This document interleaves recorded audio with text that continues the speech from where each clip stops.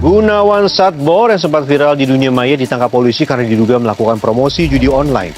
Di ruko nomor 39 yang ada di kawasan Grand Galaxy menjadi pusat dalam operasional kantor satelit judi online. Negara mengalami kerugian sampai dengan 900 triliun rupiah setiap tahunnya.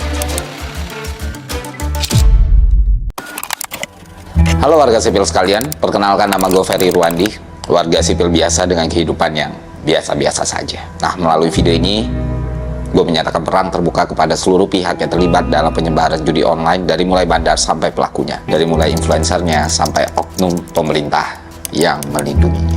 Jika Anda atau orang terdekat mulai menunjukkan tanda-tanda kesulitan mengendalikan dorongan untuk berjudi, segera cari bantuan. Sejak 20 Oktober 2024 sampai hari ini, 7 November 2024, Direktorat Jenderal Aplikasi Informatika telah menindak 241.417 konten perjudian. Jadi rata-rata hampir 13.000 konten setiap hari. Sebanyak 225.258 situs telah ditutup, 8.592 konten melalui Meta juga sudah diblokir, 4.785 file sharing sudah ditindak, di YouTube atau Google ada 1.906 konten. Lebih lanjut, kami telah menindak 832 konten Twitter, 40 konten melalui Telegram, 3 konten TikTok, dan 1 aplikasi di App Store. Salah satu akun dengan jumlah pengikut besar yang telah di take down adalah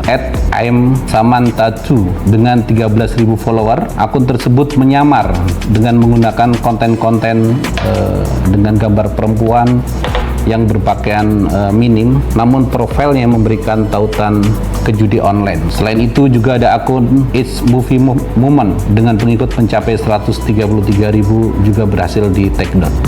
Judi online bukan hanya berisiko secara finansial, tetapi juga berbahaya bagi kesehatan mental. Ketika seseorang mulai terlibat dalam judi, aktivitas ini seringkali terlihat seperti hiburan biasa. Namun, dengan sifatnya yang adiktif, banyak orang yang sulit keluar dari jebakan ini. Euforia kemenangan sebentar memicu keinginan untuk terus bermain, sementara rasa frustasi ketika kalah mendorong pemain untuk bermain lebih banyak demi mengembalikan kerugian. Siklus ini bisa menciptakan stres, kecemasan, bahkan depresi yang berkepanjangan. Gio sedang punya masalah besar. Dia belakangan jadi pemurung dan lebih banyak menghabiskan waktunya di kamar bersama handphonenya ketimbang berkumpul atau sekedar ngobrol dengan keluarga. Nafsu makannya juga menurun dan badannya makin lama makin kurus. Wajahnya tidak cerah dan terlihat kurang tidur. Semangat belajarnya di sekolah menurun, sehingga prestasi akademiknya juga memburuk. Selidik punya selidik, ternyata semua ini bersumber dari satu masalah, judi online. Ya, Gio kecanduan judi online. Dia bisa menghabiskan waktu berjam-jam dan tentunya juga uang yang tidak sedikit untuk bermain judi online. Karena uang sakunya sudah habis untuk bermain, Gio akhirnya meminjam uang pada teman-temannya.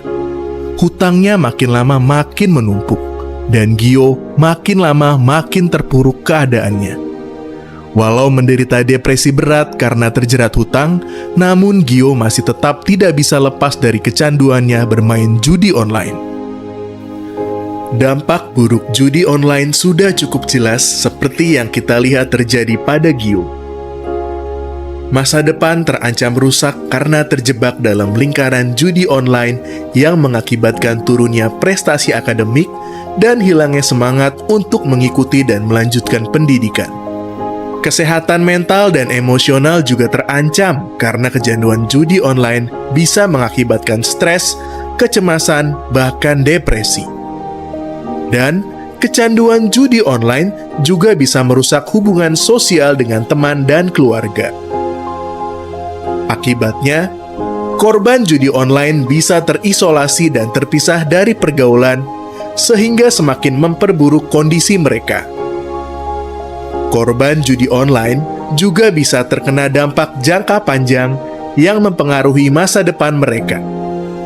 Jika mereka terjerat pinjaman atau kredit macet akibat judi online, ini akan tercatat dalam Sistem Layanan Informasi Keuangan atau SLIK, yang nantinya akan mempengaruhi kredibilitas mereka saat berurusan dengan perbankan di masa depan dan saat melamar pekerjaan.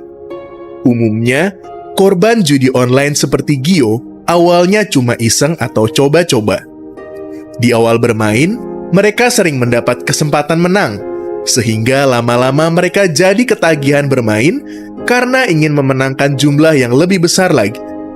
Permainan judi online juga memanfaatkan sifat dasar manusia, terutama anak-anak dan remaja yang tidak mau kalah. Sehingga, permainan judi online berubah menjadi semacam tantangan bagi mereka yang harus mereka menangkan. Kamu mungkin punya teman seperti Gio.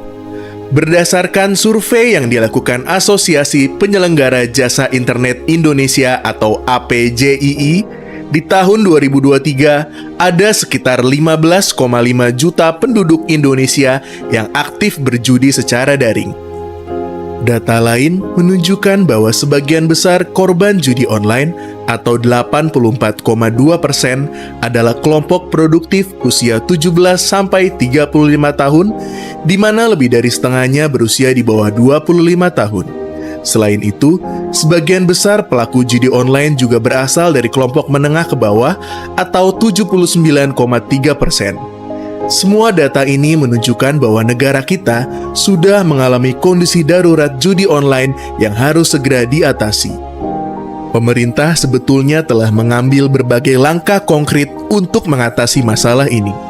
Kementerian Komunikasi dan Informatika atau Kemkominfo telah melakukan pemutusan akses berbagai situs atau menurunkan banyak konten yang bermuatan judi.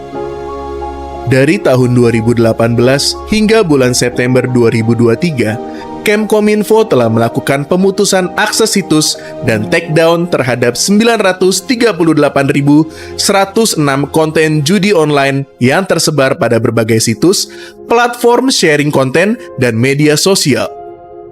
Kemkominfo juga menghapus konten-konten bermuatan judi yang menyusupi situs milik pemerintah dan memblokir rekening-rekening bank yang memfasilitasi kegiatan judi online. Antara bulan Januari 2022 sampai dengan September 2023, penghapusan telah dilakukan terhadap konten judi yang menyusup pada 9.052 situs pemerintahan. Namun, upaya-upaya ini belum cukup. Partisipasi aktif masyarakat juga diperlukan. Orang tua perlu mendidik anak-anak mereka terkait bahaya judi online. Para pendidik harus menyediakan informasi yang akurat dengan mendukung data yang valid tentang konsekuensi judi online bagi pelajar. Para pelajar harus selalu mengandalkan kemampuan berpikir dan bernalar kritis, yang merupakan ciri-ciri profil pelajar Pancasila untuk mewaspadai bahaya di balik judi online dan menghindarinya. Mereka harus jeli mengidentifikasi ciri-ciri judi online supaya jangan sampai terjebak.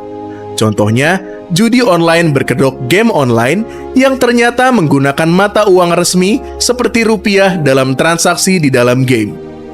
Mereka juga harus berperan sebagai agen perubahan di dalam komunitas mereka sendiri dan mengedukasi teman-teman mereka untuk mengambil sikap yang sama. Jadi, mari kita semua bergerak bersama untuk menanggulangi masalah judi online. Mari gunakan media sosial dan teknologi internet dengan bijak dan untuk hal-hal yang bersifat positif. Dan mari kita semua secara tegas dan bersama-sama mengatakan stop judi online.